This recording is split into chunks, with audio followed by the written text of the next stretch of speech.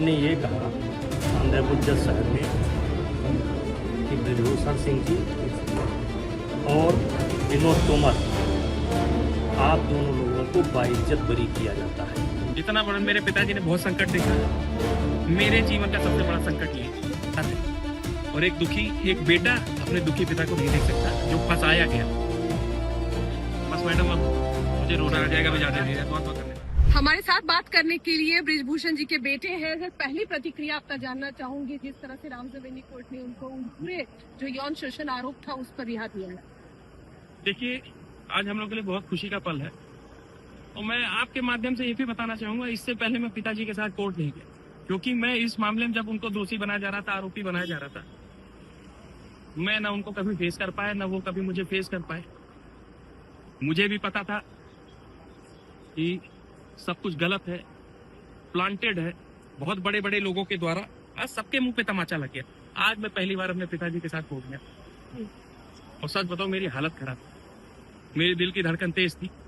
लेकिन जब फैसला आया, मैं अपने पिताजी का चेहरा देखा, वो भी भावुक होकर रो रहे थे और मुझे भी रोना आ रहा। आज हम सब के लिए बहुत खुशी का पल है।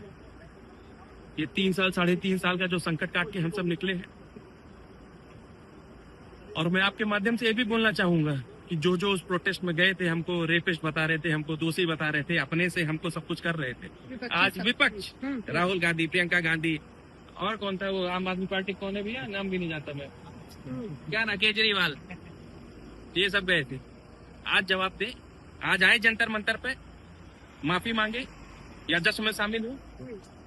जश्न में शामिल होने के हाँ, आए, न्यायपालिका का जो फैसला है उसका स्वागत करें, वरना न्यायपालिका के ऊपर उनको झूठ बोले, जाए प्रेस कॉन्फ्रेंस करें कि न्यायपालिका झूठ बोल रही है। आप क्या महसूस कर रहे हैं, क्योंकि भावुक हो रहे हैं आप, जब मैं ये सवाल कर रही हूँ आपसे, आप कह रहे कोर्ट पहली बार गए थे, पिता रो रहे थे, आप रो रहे थे, अभी भी बोलते हुए आपकी आवाज जो है वो कांप रही है।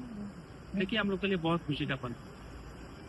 इतना बड़ा मेरे पिताजी ने बहुत संकट देखा, मेरे जीवन का सबसे बड़ा संकट ये है। हम सब सनातनी हैं और क्षत्रिय हूँ, अपने पिता के लिए कुछ भी कर सकता हूँ और एक क्षत्रिय का ये संस्कार है। और एक बेटा अपने दुखी पिता को नहीं देख सकता जो फंसाया गया। बस मैडम अब मुझे रोना आ जाएगा, मैं जाने दीजिए। बहुत बहुत धन्यवाद। धन्यवाद।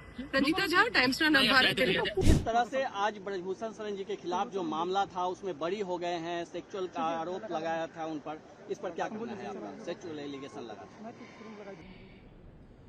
ये आज हम लोग के लिए बहुत बड़ा खुशी का पल है और ये एक न्याय की और सच्चाई की जीत हुई है, सनातनी की जीत हुई है, हिंदू की जीत हुई है, शोषित खिलाड़ी स्पेशली पहलवान की जीत हुई है, नौजवान की जीत हुई है, कैसरगंज लोकसभा, मेरी लोकसभा की जीत हुई है, मेरे देवी पाटन मंडल की जीत हुई है और पूरे भारत में मेरे पिताजी से जुड़े हुए सभी लोग जो उनके साथ कंधा से कंधा के साथ खड़े रहे या जो उन पे विश्वास किए, उन सबकी जीत हुई है। मैं आपके माध्यम से उन सबको धन्यवाद करना चाहूंगा, बधाई देना चाहूंगा कि आज जो 3 साल का संकट काट के निकले हैं, आज पार्टी का। आखिरी सवाल, जो इन लोगों ने आरोप लगाया उनके बारे में आप क्या कहेंगे?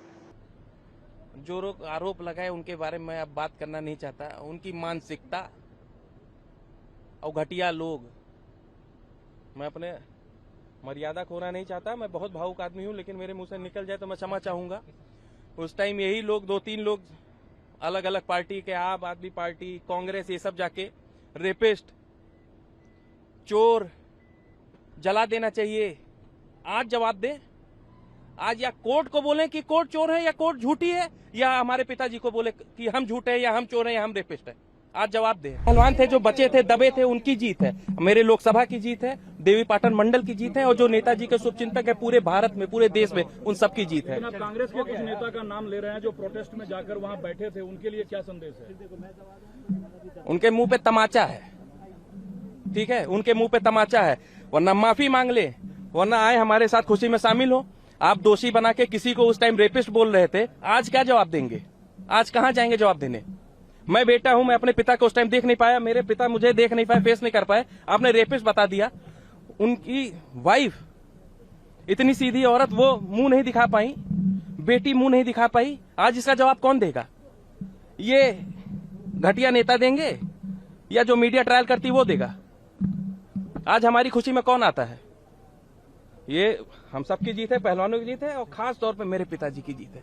बहुत मजबूत आदमी है भाई, बहुत संकट इससे पहले भी देखे और सबसे बड़ा संकट काट के निकले हैं। से लड़कर आएंगे पार्लियामेंट? जरूर आएंगे, जरूर आएंगे। मैं पहले भी बोला था 2007 में आएंगे, इसी गाड़ी में बैठ के आएंगे। मैं आगे बैठूंगा, यहाँ बैठेंगे।